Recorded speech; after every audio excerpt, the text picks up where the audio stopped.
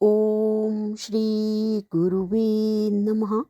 श्रुतिस्मृतिपुराणानाम् आलयं करुणालयं नमामि भगवत्पादं शङ्करं लोकशङ्करं। शङ्करं शङ्कराचार्यं केशवं बादरायणम् सूत्रभाष्यकृतो वन्दे भगवन्तो पुनः पुनः। ॐ शान्तिः शान्तिः शान्तिः। ओम प्रणाम भगवान। विचार सागर दर्पण स्वामी श्री मनोहरानंद जी महाराज और हमारा प्रथम तरंग चल रहा है भगवान, जिसमें अधिकारी का वर्णन और आज से चलेगा संबंध और विषय का वर्णन। तो संबंध वर्णन में स्वामी जी ने यहाँ पे एक दोहा दिया हुआ है। दोहा है, प्रतिपादक प्रतिपाद्यता ग्रंथ ब्रह्म संबंध प्राप्य प्रापकता कहत फल अधिकृत को फंद। संबंध नंबर 1 है कि ग्रंथ का और विषय का प्रतिपाद्य प्रतिपादक भाव संबंध है। ग्रंथ प्रतिपादक इनकी बतलाने वाला, प्रतिपादक मतलब बतलाने वाला है, और विषय प्रतिपाद्य जो है बतलाने योग्य है। नंबर 2 है अधिकारी और फल का प्राप्य प्रापक भाव संबंध है। फल प्राप्य इनकी पाने योग्य है और अधिकारी प्रापक यानी कि पाने वाला है। नंबर 3 है अधिकारी का और विचार का कर्तव्य भाव कर्तव्य भाव संबंध है। अधिकारी कर्ता करने वाला है और विचार कर्तव्य करने योग्य है। नंबर 4 है ग्रंथ का और ज्ञान का जन्य जनक भाव संबंध है। विचार द्वारा ग्रंथ ज्ञान का जनक उत्पन्न करने वाला और ज्ञान जन्य उत्पन्न होने वाला है। विषय वर्णन में दोहा है, जीव ब्रह्म की एकता कहत विषय जन बुद्धि तिनको जे अंतर लहे ते मति मंद अबुद्धि। एक बार फिर से ले रहे हैं भगवान। जीव ब्रह्म की एकता कहत विषय जन बुद्धि तिनको जे अंतर लहे ते मति मंद अबुद्धि।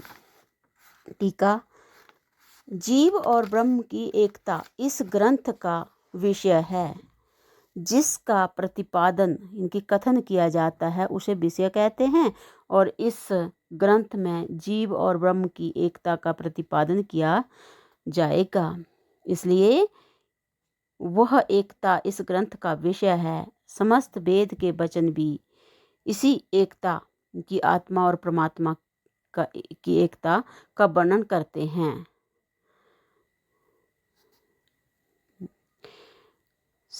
समस्त वेद के वचन भी इसी एकता आत्मा और परमात्मा की एकता का वर्णन करते हैं। इसलिए जो लोग जीव और ब्रह्म का वास्तविक भेद कहते हैं वे मंद बुद्धि, विचारहीन और वेद के विरोधी हैं। प्रयोजन वर्णन है।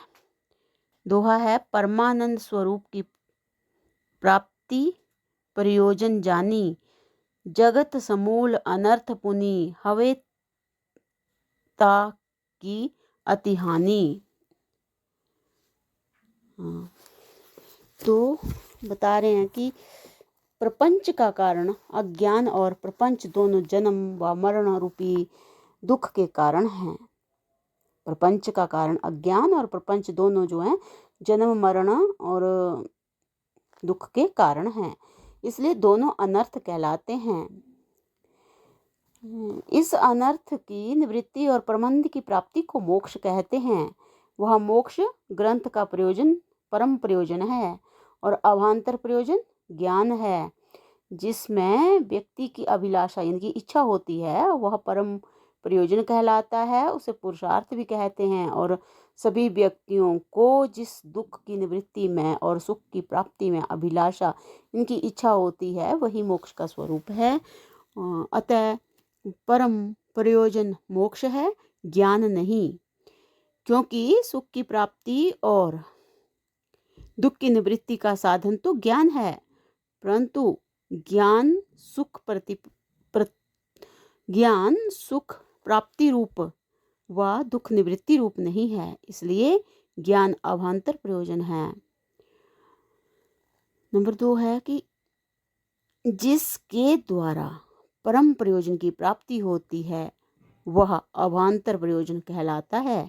ग्रंथ के पढ़ने से ज्ञान द्वारा मुक्ति रूप परम प्रयोजन की प्राप्ति होती है, इसलिए ज्ञान अभांतर प्रयोजन है। ग्रंथ के प्रयोजन में शंका और समाधान तो भगवान इसको जो है वो अगले सत्संग से कंटिन्यू करते हैं। प्रणाम भगवान।